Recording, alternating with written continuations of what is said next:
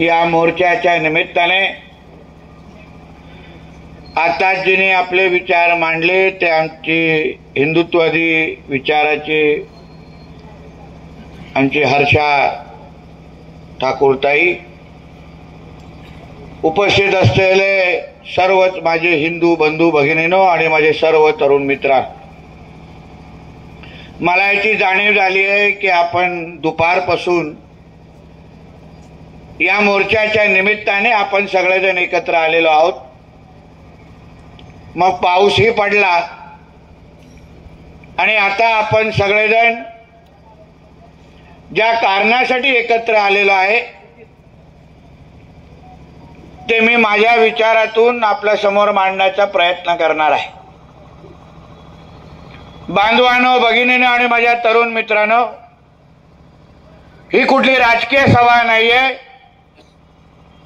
इथे बसलेला प्रत्येक कार्यकर्ता, प्रत्येक नागरिक हा कुठल्याही पक्षाचा कार्यकर्ता म्हणून इथे उपस्थित नाहीये. मीही जी आपल्याशी बोलतोय ते कुठला आमदार म्हणून, कुठला पक्षाचा कार्यकर्ता म्हणून बोलत नाहीये. पण आज आपण जे इथे मोठ्या ताकदीने जे जमलोय ते एक हिंदू म्हणून आज आपण इथे उपस्थित झालेला आहे. आज जमण्याचं कारण आपल्या सगळ्या जणांना माहिती आहे. परत परत सांगण्याची सवय मला नाही, पण आश्चर्य मला असं वाटतं की आपल्याला संकट कुठलं आहे ते माहिती आहे. आपल्या धर्मशाळांकडे अतिक्रमण आणि थडगा बांधले जात आहेत ह्या गोष्टीची जाणीव आहे. आपल्या हिंदू धर्माला लव्ह जिहाद आणि लँड जिहादच्या नावाने आपल्या महाराष्ट्रामध्ये, कर्जतमध्ये आपली संख्या कमी करण्याची षडयंत्र सुरू आहे. आपल्याला समोर कळत आहे की समोरचे जे जिहादी आहेत ते आपल्या धर्मासाठी काही करण्यासाठी तयार आहेत. त्यांच्यासाठी इथे उपस्थित असलेला भगवा घातलेला प्रत्येक हिंदू हा काफर आहे. काफर त्यांच्या इस्लाम मध्ये लिहिलंय. कुठल्याही तुम्ही मौलवीला माझ्या इथे उभं करा आणि विचारा मी जे बोलतोय ते खोटं बोलतोय.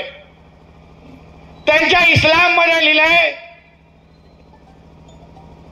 जो मुसलमान नसतो त्याला ते काफिर बोलवतात. आणि हा प्रत्येक काफिर म्हणजे तुम्ही, ही त्यांच्यासाठी हे नीच आणि दर्जेहीन आहेत. त्याला इस्लाम असंही सांगतो की याचं ह्या काफिरांना तुम्ही इस्लाम मध्ये तुम्ही आणा, नाहीतर त्यांना मारून टाका. हे सरळ स्पष्ट त्यांच्या इस्लाम मध्ये लिहिलेलं आहे. आता अगर असे विचार हे अतिक्रमण करणाऱ्या समोरच्या लोकांचे असतील, आमच्या लव जिहाद करून आमच्या माता भगिनीचं आयुष्य संपवणाऱ्याचे असतील, तर इथे बसलेला प्रत्येक माझ्या हिंदूंनी विचार करायला पाहिजे. ते नुसतं गळ्यामध्ये पट्टा घालून तुम्ही त्यांच्या समोर जाऊ शकता का? त्यांना थांबवू शकता का?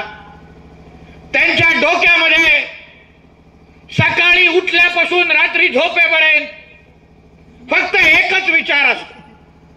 आपला कसा सकाळी उठल्यापासून गुड मॉर्निंग मेसेज कोणाला पाठवायचा, सकाळी उठल्यापासून मोबाईल मध्ये रिचार्ज भरलाय की नाही बघायचा, सकाळी उठल्यापासून शर्ट कुठला घालायचं आणि बटन किती उघडं ठेवायचं, हे सगळे विचार येतात. पण त्यांच्या सकाळी उठल्यापासून झोपेपर्यंत त्यांच्या डोक्यामध्ये एकच विचार असतो की आज मी माझा इस्लाम धर्म कसा वाढवणार. आणि तो धर्म वाढवण्यासाठी मला ज्या ज्या गोष्टी करायला लागतील त्या सगळ्या गोष्टी मी करण्यासाठी तयार आहे. मग माझं त्याचं आयुष्य पण संपलं, कोणाचं आयुष्य पण संपवायला लागलं तरीही मी तयार आहे. हे विचार करून आणि घेऊनच ते पूर्ण दिवस आपल्या समोर असतात. त्यांच्या समोर दुसरा कुठलाच विचार नाही, काहीच कार्यक्रम नाही. त्याला एवढंच माहिती आहे की ह्या कर्जत मध्ये हिंदूंची जनसंख्या मला कमी करायची आहे आणि आता हिंदूंची जनसंख्या कमी करायची असेल तर मग जिथे जिथे हिंदू राहतात, जिथे जिथे हिंदू प्रार्थना करायला जातात, जे जे आपले धार्मिक स्थळ आहेत, जिथे जिथे आपण आस्था म्हणून आपण त्यांना पूजतो, आपण ज्यांच्या समोर नतमस्तक होतो, त्या सगळ्या धार्मिक स्थळांच्या आजूबाजूला अगर त्यांनी अतिक्रमण करायला सुरू केली तर त्यांनी आपल्या सगळ्यांचा चांगला अभ्यास केलाय. त्यांना माहिती आहे की हा समोरचा असलेला हिंदू समाज हा मला काही करणार नाही, माझं काहीच उपटणार नाही. हा गपचूप घरी जाणार, आपल्या बायकोला सांगणार की बाबा चल इथे हे आता मस्जिद उभी व्हायला सुरू झाली आहे, आपण एक काम करू, मुला बाळांना घेऊ आणि दुसरीकडे निघून जा. आणि हेच त्या लोकांना पाहिजे. 1 जाणार, 2 जाणार, 3 जाणार, हळूहळू तिकडचा सगळा हिंदू निघून जाणार. हे लोक राजरोस पद्धतीने तिथे आपल्या मंदिरांच्या समोर गायीची कत्तल सुरू करणार. जे जे शाकाहारी आहेत, शाकाहाऱ्यांच्या घराच्या समोर कापाकापी सुरू करणार आणि हिंदूंना तिथून घालून टाकणार. आणि मग तिथे एक मस्जिद उभी राहिली, तिथे एक दर्गा उभा राहिला, मग तिथे बोंगे वाजायला सुरू होणार आणि मग तिकडला हिंदू संपणार आणि तो पूर्ण मोहल्ला इस्लामिक होऊन जाणार. झाला त्यांचा कार्यक्रम पूर्ण. तसाच लव्ह जिहादच्या निमित्ताने जे माझ्या ताईंनी उल्लेख केला, कार्यक्रम तोच आहे, काय वेगळं नाही. आम्हाला नेहमी विचारलं जातं आमचे पत्रकार मित्र किंवा आमच्यातले पण काय आहेत हिंदूमध्ये अतिशहाणे आहेत. वीर सावरकरांनी चांगलं सांगितलंय, चांगलं लिहून ठेवलंय. हिंदूंना मुसलमानांकडून काही धोका नाही, बिलकुल धोका नाही. हिंदूंना सर्वात जास्त धोका हे हिंदूंकडून आहे. आम्हालाच खाज आहे त्यांच्या बाजूने बोलणार. आम्हाला आमचं राजकारण करायचं आहे, पद मिळवायची आहे, आम्हाला कोणातरी खुश करायचं आहे. कधीही कुठलाही मुसलमान आपल्या धर्माला बाजूला ठेवून कुठलाही हिंदूसाठी काय करताना पाहिलंय का? त्याच्या जेव्हा सणासुदीचा दिवस किंवा त्यांच्या नमाज पढ़ण्याचा दिवस तुम्ही त्याला काही मोठं काम सांगा की भाई चल तू मेरे साथ आ, मैं तेरे को 500 करोड़ देता है, तो तुम्हाला असंच गाडीच्या खालती उतरवेल आणि जाऊन मस्जिदला नमाज पढ़ायला सुरू करेल. हा कडवटपणा हिंदूंमध्ये कधी येणार? हा मुळामध्ये ह्या मोर्चाचा उद्दिष्ट आहे. हे मोर्चा काढणं, हे गर्दी करणं, हे घोषणा देणं, जय श्रीराम म्हणणं, गळ्यात भगवा घालणं, हे तर सोपं आहे हो, तर कोणी करू शकतो. काय याच्यामध्ये लागतं? काय लागतं याला? 4 फोटो तुमचे येतील, तुमच्या नावाने रील तयार होतील, तुम्ही काहीतरी इंस्टाग्राम फेसबुकवर टाकले, 4 आपले मित्र बोलतील अरे भाई मस्त केलं रे, मग चांगलं केलं तू काम, बस घरी जाऊन झोपून जायचा, कार्यक्रम संपला आपला. आजचा हा मोर्चा घेण्याचा उद्दिष्ट जेवढा आहे, तुम्ही विचार करा, आपल्या मारुती मंदिराच्या समोर हे लोकांनी अतिक्रमण केलंय. मला देशातला जगातला एक असा मस्जिदीचा भाग दाखवा जिथे हिंदूंनी अतिक्रमण केलं आणि तिथे मंदिर बांधलेलं आहे. एक दाखवा. आणि ते बांधल्यानंतर चुकून बांधलं पण असेल आणि ते बांधल्यानंतर तो हिंदू जिवंत राहिलाय अशी एक घटना मला दाखवा. ती बेचारी माझी नुपूर शर्मा नावाची वाघिणी बहीण, तिने त्या टीव्हीवर सत्य सांगितलं, आपलं मत व्यक्त केलं. तिला विचारा किती संरक्षण द्यायला लागतंय, मोकळी फिरू शकत नाही. आपल्या त्या रामगिरी महाराजांनी जे आता हल्ली काय बोलले आहेत, हे कशा सगळीकडून हिरवे शाप वळवळायला लागले आहेत सगळी बाजूने. सगळ्यांना आता दूत आलाय, सगळं कसे एकवटलात आपल्या विरोधात. पण कधीही तुम्ही विचार करा, महाराष्ट्रामध्ये असे आपले किती देवी देवतांचे हे लोक घाणेरडे स्टेटस ठेवतात, किती देवी देवतांचे मूर्तीचं विटंबना करतात.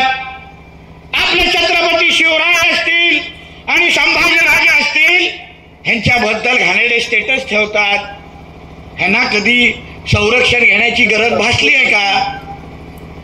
कधी त्यांना वाटलंय का नाही हा अगर मी अशा पद्धतीने ह्यांच्या मारुती मंदिरच्या बाहेर अगर मी अतिक्रमण केलं तर इकडच्या ह्या कर्जत त्या भागातला हिंदू मला जिवंत ठेवणार नाही, असं कधी त्यांना वाटलं आहे का? भीती वाटली आहे का? कायद्याचं राज्य हे त्या लोकांना माहित नाही. ते लोक डॉक्टर बाबासाहेब आंबेडकरांचा कायदा पाळतात. मला एक जिहादी दाखवा जो डॉक्टर बाबासाहेब आंबेडकरांचा कायदा पाळतो, एक जिहादी दाखवा. हा वक्फ बोर्डचा काय विषय कधी समजून घ्या. आपल्या देशामध्ये शरिया कायदा लागू करण्याचा हे कार्यक्रम आहे. त्यांना आपल्या डॉक्टर बाबासाहेब आंबेडकरांनी लिहिलेलं संविधान मान्य नाही. त्यांना आपलं वेगळं मुस्लिम बोर्ड पाहिजे, त्यांना आपलं वेगळं वक्फ बोर्ड पाहिजे आणि त्यांना आपलं वेगळा आपला सगळा समाज उभा करायचा आहे. आणि मग एक दिवस तुमच्या समोर तुमच्या कर्जतमध्ये तुमच्या समोर उभे राहतील आणि तुम्हालाच विचारतील भाई कौन, चल इधर से बाहर निकल, ये कर्जत हमारा है, तुम लोग को अब इधर जगह नहीं है. एक ज्वलंत उदाहरण मुद्दामून देतो, ना तर तुम्हाला वाटतं उगाच मी आगीत पेटवा केरोसिन घेऊन आलेलो आहे. भिवंडी आणि ठाणा ग्रामीणच्या इथे पडगा गावाचं गाव आहे. पडगा कदाचित काही लोकांना माहिती असेल. पडगा, त्या पडगा गावाकडे मुद्दामून जाऊन बघा. हिंदूंचं गाव होतं, पूर्ण हिंदू, 99% हिंदू राहायचे. पहिला एक मुसलमान फळ विकायला आला, दुसरा मुसलमान तिथे ट्रान्सपोर्टच्या किंवा गॅरेजमध्ये काम करायला आला. हळूहळू हळूहळू मुसलमानांची संख्या वाढत गेली आणि आता हल्लीच कळलं पडगा नाव बदलून मुसलमान तिकडच्या जिहादी लोकांनी त्या गावाचं नाव अल शाम ठेवून टाकलेलं आहे. पडगा नावच बदलून टाकलं त्यांनी. हे तुमच्या ठाणा ग्रामीणकडे विषय जाऊन बघा. एवढंच खास आहे ना, हा भगवा हातात घ्या आणि जाऊन त्या पडगा गावामध्ये असा उभा राहून घेऊन उभा राहण्याचा प्रयत्न करा. पाय कापून तुम्हाला घरी पाठवून देतील. एवढे मुसलमान सगळे तयार झालेले आहेत. का? कारण का तुमच्यासारखा हिंदू जागृत राहिला नाही. तुम्ही हळूहळू त्या लोकांना पाय पसरायला दिले. एक मदार बांधली, 2 मस्जिदी बांधली, कोण काय बोललं नाही, चुप्प बसले. जाऊन दे रे, जाऊन दे रे, होतंय ना, गप्प बस, काय फरक पडतोय, मोर्चे काढू ना, मोर्चे काढून आपलं समाधान होतंय ना, टीव्हीवर बातम्या येतात, आपला काय फरक पडतोय. पण हे असंच असंच असंच करत गेले आणि आज हळूहळू आपली जनसंख्या कमी करण्याचा मोठा कार्यक्रम सुरू आहे. मारुती मंदिराच्या बाहेर हे लोक थडगा बांधतात आणि या भडव्यांना वाटतं आम्ही काय करणार नाही. मी माझ्या इकडच्या सगळ्या हिंदू बंधू भगिनींना विचारतोय, काही सगळ्यात गोष्ट काय कायद्यानेच करायचं का? तुम्ही तुमच्या देवी देवतांसाठी काहीच करू शकत नाही.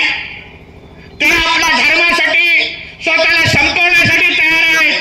तुम्ही आपल्या हनुमान मंदिरासाठी त्या लोकांना अंगावर घेऊन ते उखाडून टाकण्याची क्षमता पण ह्या पूर्ण ताकदीमध्ये नाही आहे का? तुम्हा लोकांना कोणतरी अधिकारी लागतो तरी येऊन तुमचा काही ना काहीतरी कारवाई करायची. मग पोलिसांनी यावं, तिथे उभं राहावं आणि मग बुलडोजर, मग तुम्हाला समाधान, अरे बहुत अच्छा, बात खूप चांगलं झालं. बोलतात ना छत्रपती शिवरायांनी जन्माला यावं पण दुसऱ्यांच्या घरी, आमच्या घरी नाही. आम्ही कशाला? आज एक हनुमान मंदिर घेऊन टाकलं, हळूहळू दुसरा घेऊन टाकणार. हे जे काय मस्जिदी उभं केले, विचारतो मी इकडच्या अधिकाऱ्यांना जे उभे असतील, ऐकत असतील, एक तरी मस्जिदीला परवानगी मिळवली असेल का? त्या लोकांना नाही फिकर पडत तुम्ही लोकांच्या कायद्याची, काय चिंता पडत नाही. जो करणे जो हम देख लेंगे. त्यांना माहिती आहे कोणी त्यांना वाकड्या नजरेने बघू शकत नाही. एवढा धाक त्यांनी इस्लामचा तयार करून ठेवलाय. आणि आम्ही काय करतोय थोडं विचार करा. इथे काय कुठलं राजकारण किंवा कोणाच्या नाव घेऊन मी काय इथे ब्रेकिंग न्यूज चालवायला आलो नाहीये. अहिल्यादेवींचा हे नगर म्हणून आपण म्हणतो, पण अहिल्यादेवींचा इतिहास काय आहे जरा समजून घ्या. काय नुसतं भाषणातच बोलायचं आहे का? भाषणातच ऐकून गरम व्हायचं आहे का? काशी विश्वेश्वर मंदिराकडे अहिल्या देवीने नेमकं काय इतिहास रचला हे काय आपल्या सगळ्यांना माहित नाहीये का? मग ज्या नावाने आपण आपला ओळख दाखवतो की आम्ही अहिल्यानगरवरून येतो, अहो पण त्या अहिल्या देवीने जो काही इतिहास घडवला त्यांनी इतिहास घडवला, पण आम्ही त्या मार्गावर चालण्यासाठी तयार नाही आहोत. त्याने तिथल्या मस्जिद उखडून टाकली आणि आपल्या पिता वडिलांचं स्वप्न पूर्ण केलं, पण ते आम्ही करायला तयार नव्हत. आम्ही कोणतरी बुलडोजरची वाट पाहणार, ते येणार आणि ते लोक करणार आणि मग आम्ही जल्लोष करणार. एवढाच आपला कार्यक्रम. काय हिंमत वाढली चालली. संत गोडगे महाराज जिथे बसायचे, कीर्तन करायचे, येऊन जायचं, बसतायत, कीर्तन केलं, तिथे हे लोकांची मस्ती झाल्यावर आपण काहीच बोलणार नाही. या बाबतीमध्ये तुम्ही हिंदू म्हणून अगर विचार केला नाही बांधवानो, तर हे असेच आपल्या अंगावर येत राहणार. आपण त्याला ज्या पूजतो, त्यांच्या समोर जाऊन नतमस्तक होतो, त्या ह्या महान संतांनी जे आपल्याला समोर सगळा आदर्श घडवून दिलाय, त्यांच्या समोर त्यांच्या ह्या सगळ्या गोष्टीची सुरक्षा पण आपल्याला करायला येणार नाही का? अहो, अष्टविनायकच्या सिद्धटेक मंदिरच्या बाहेर अतिक्रमण करतात, बापरे. आणि आपण इथे पेटवापेटवीसाठी आम्हाला इथे बोलवलं जातं की बाबा येऊन यांच्याशी बोला, यांना जागवा. गोदडी महाराजांनी विचार आपण अंमलात आणायचे नाही. अहिल्या देवींचा आदर्श आपण नजरेसमोर ठेवायचा नाही. आणि इथे अष्टविनायकच्या सिद्धटेक मंदिरच्या समोर ते लोक येऊन अतिक्रमण बांधतात आणि तिथे हळूहळू सगळ्या काय गोष्टी, काय हिंमत त्यांची वाढल्या, आपल्यातला कोण विचार करायला तयार नाही.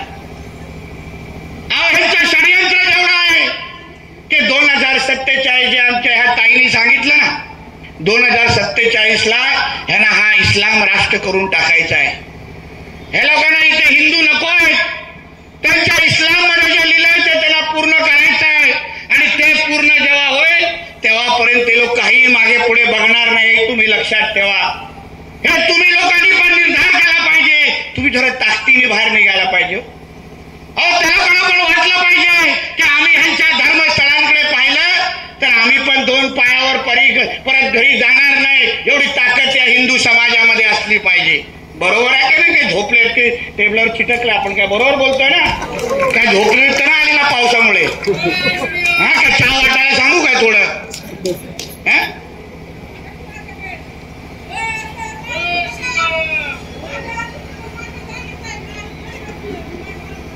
ताई बस ना, जरा बस ना, बोलतो ना आपल्याशी, बस. म्हणून या गोष्टीबद्दल आपण सगळ्या जणांनी विचार करायला पाहिजे. हे लोक आपले कधीच होणार नाही.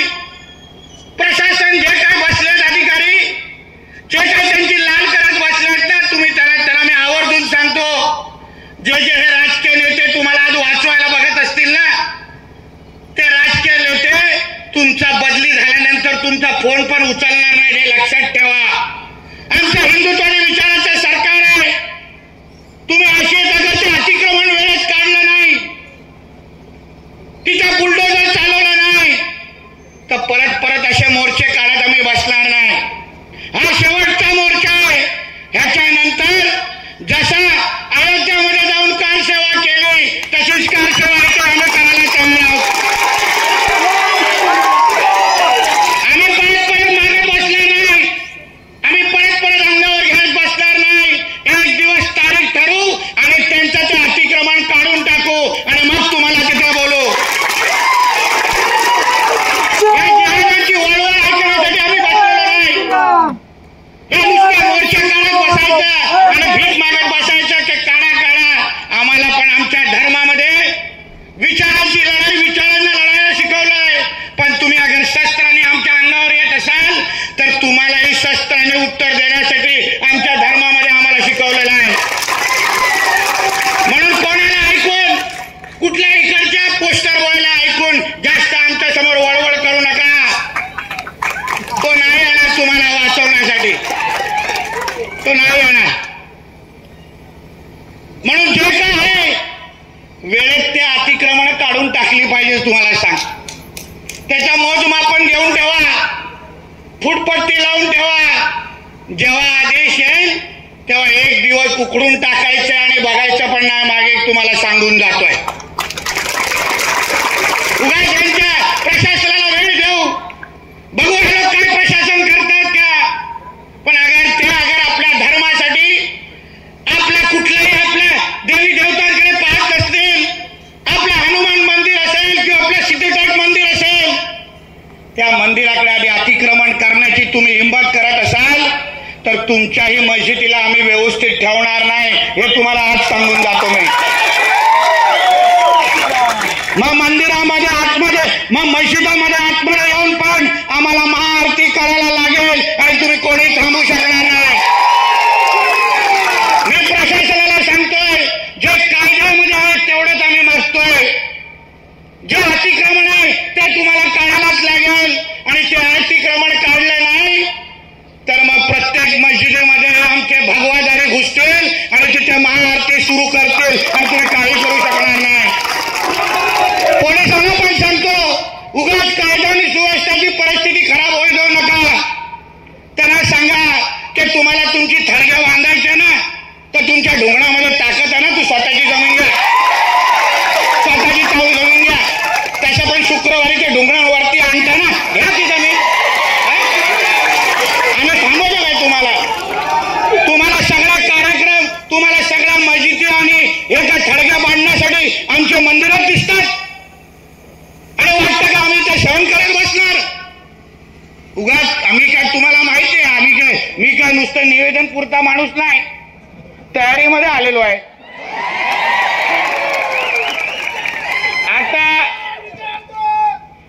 आता जी आली आहे, आता जे आलोय ना, ते धमकी देण्यासाठी आलं. चेतावणी पण आहे, धमकी.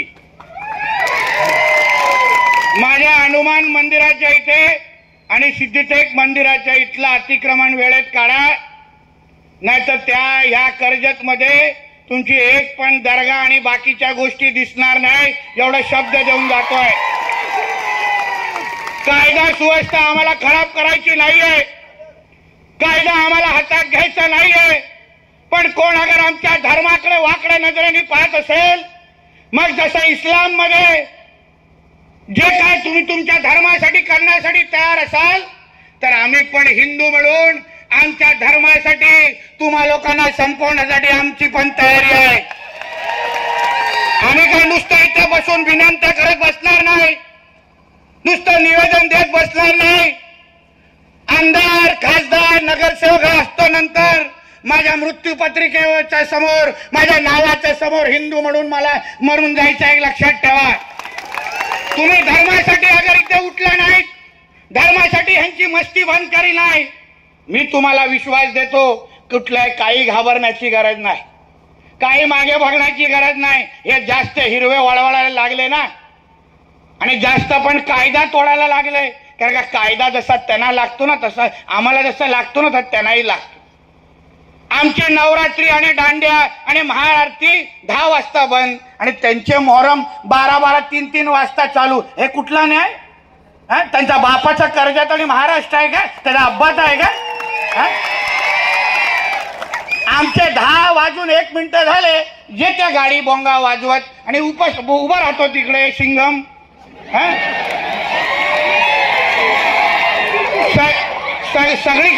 सगळी कशी हवा आमच्या टायमाला दिसते.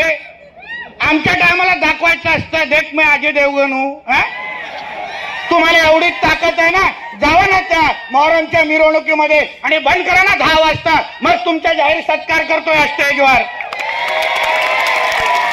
म्हणून परत सांगून जातो, जो न्याय हिंदूंच्या सणासुदीला लागेल, अगर आमच्या दांड्या 10 वाजता नवरात्री आणि महाआरती गणपतीची 10 वाजता बंद झाली, तर त्यांचे डीजे पण 10 वाजता बंद झाले पाहिजे.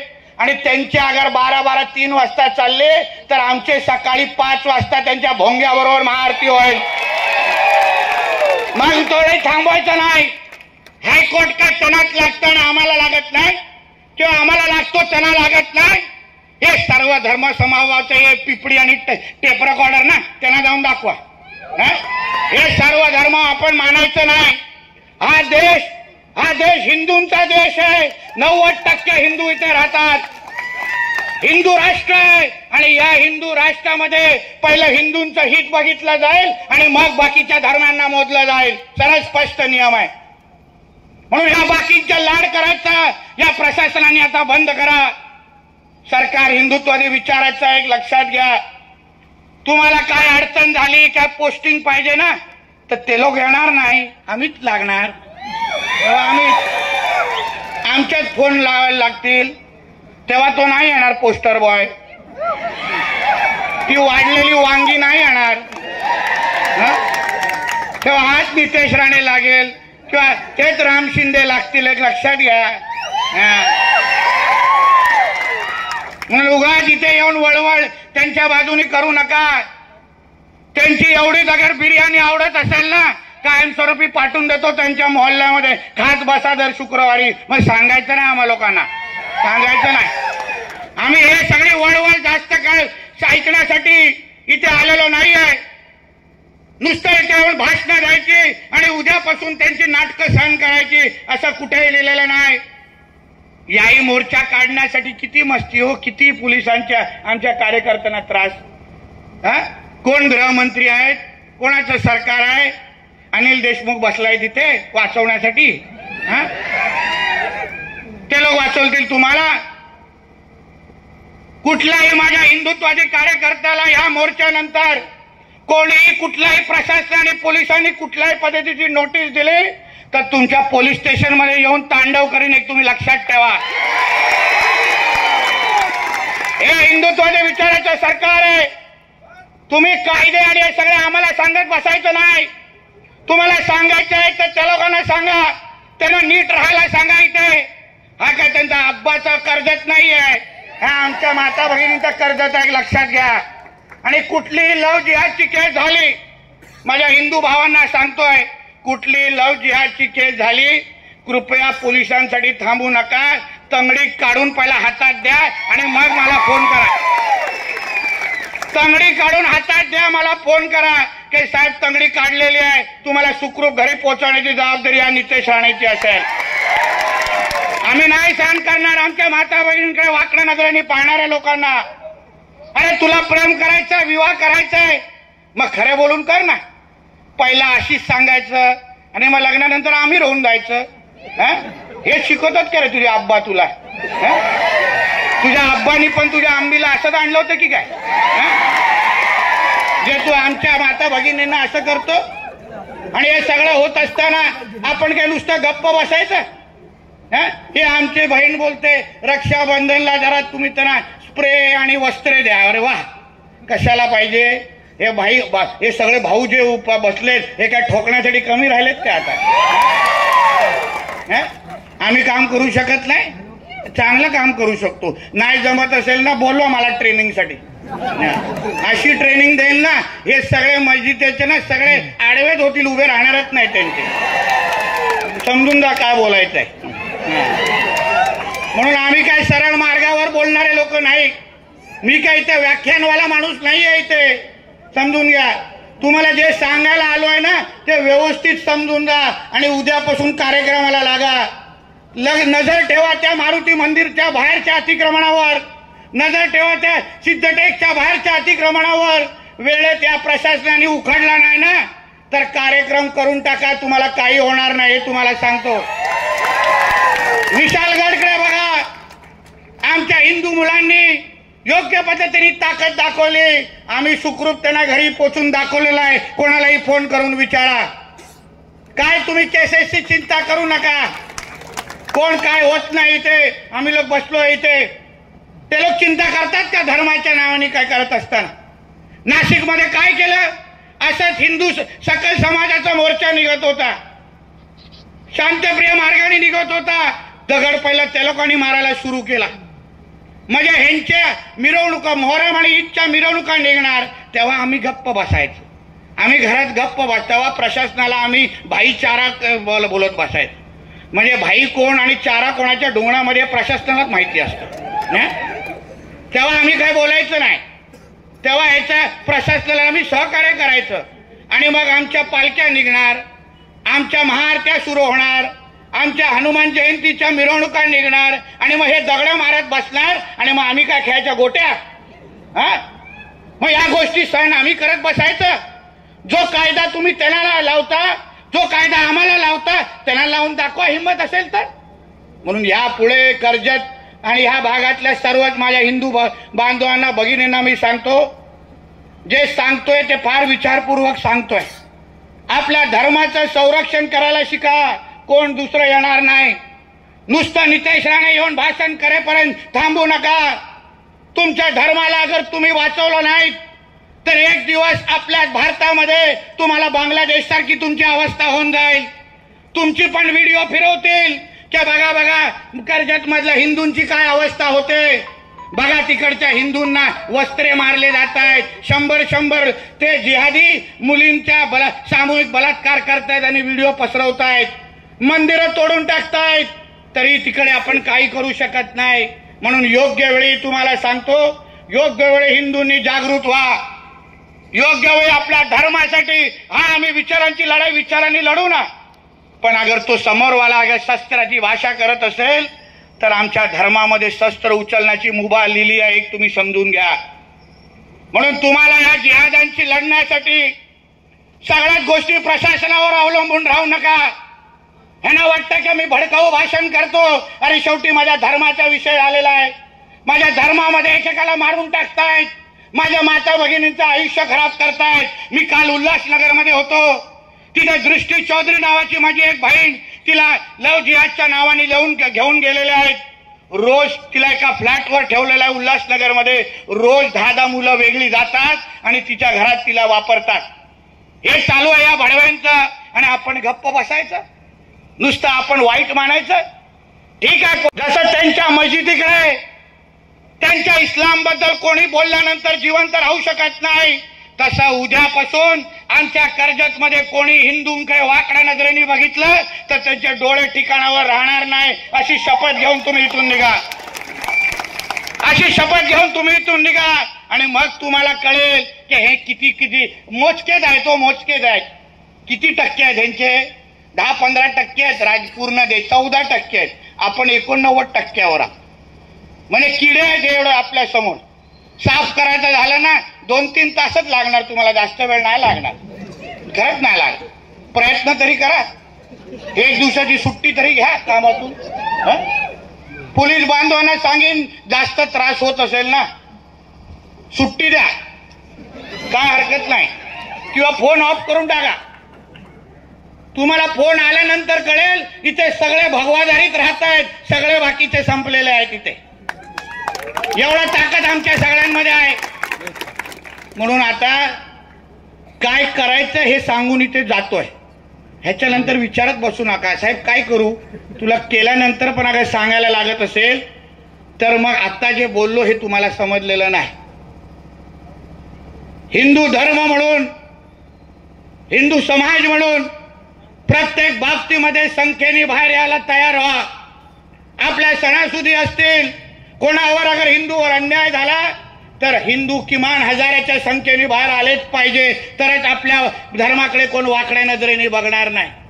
म्हणून या सगळ्या गोष्टी तुम्हाला सांगून जातोय. हे अतिक्रमण, आमच्या हनुमान मंदिरच्या बाहेरचं अतिक्रमण आणि सिद्धटेकच्या मंदिराच्या बाहेरचं अतिक्रमण या प्रशासनाला सांगेन. ऐकत असतील माझं भाषण, नाही ऐकलं तर त्याला पाठवा, वेळेत बाहेर काढा, नाहीतर तुम्हाला तुमच्या खुर्चीवर जास्त वेळ ठेवणार नाही, हे या निमित्ताने सांगून जातोय. तुम्हाला त्या बिर्याणी अगर जास्त आवडत असेल तर पाठवून देतो तुम्हाला मोहम्मद अली रोडवर. आमच्या कर्जतमध्ये राहायचं नाही, नाही राहायचं आमच्या कर्जतमध्ये. म्हणून या सगळ्या गोष्टी तुम्ही लक्षात ठेवा. जे काय आहे आम्ही सगळ्या बाबतीमध्ये तुमच्या बरोबर आहोत. सरकार असेल, समाज असेल, तुम्ही कायद्यानुसार आपण ज्या गोष्टी मागतोय, आपण सगळ्या गोष्टी कायदेशीरच मागतोय. लक्षात घ्या, आपण कुठल्याच बेकायदेशीर गोष्टी मागत नाही. बेकायदेशीर हे लोक करतायत, या गोष्टीला तोडण्याचं काम आपण लोकांनी करायचंय. एवढंच या निमित्ताने सांगेन. पोलीस खात्यातल्या अधिकाऱ्यांना सांगेन, ह्याच्यानंतर कुठल्याही माझ्या इकडच्या कुठल्याही हिंदुत्ववादी समाजाच्या कार्यकर्त्याला नोटीसेस द्यायची नाही. आणि नोटीसेस दिली तर माझा फोन येणार नाही, डायरेक्ट देवाभाऊचा फोन येईल आणि मग मला सांगायचं नाही. मग मला सांगायचं नाही, म्हणून जास्त वेळ घेत नाही. परत दुसऱ्यांदा ओलवण्याची वेळ आलेली आहे. म्हणून एवढंच सांगतो, जे का सांगितलंय तुम्हाला आपल्या हक्काचे आहेत म्हणून सांगून ठेवलेलं आहे. म्हणून हिंदू सकल मोर्चा म्हणून या दोन्ही अतिक्रमणासाठी हा आता आपला शेवटचा मोर्चा आहे. या पुढचा मोर्चा हा क्रियाचा असेल आणि तिकडून काढून टाकण्याचा असेल, एवढंच ह्या निमित्ताने सांगतो आणि इथेच थांबतो. होऊन दे जरा घोषणा, त्यांच्या आली आमचा बजरंगबली, त्यांच्या आली, त्यांच्या आली. खिशातले मोबाईलचे लाईट ऑन करा आणि बोला जोरात, जाऊन दे त्या जिहाद्यांकडे, काढा सगळेजण. हे माझा दे रे, ह्याला माझ्याच राहतो. त्यांच्या आली, त्यांच्या आली. जय श्रीराम, जय जय श्रीराम, जय श्रीराम. धन्यवाद. जय हिंद, जय महाराष्ट्र.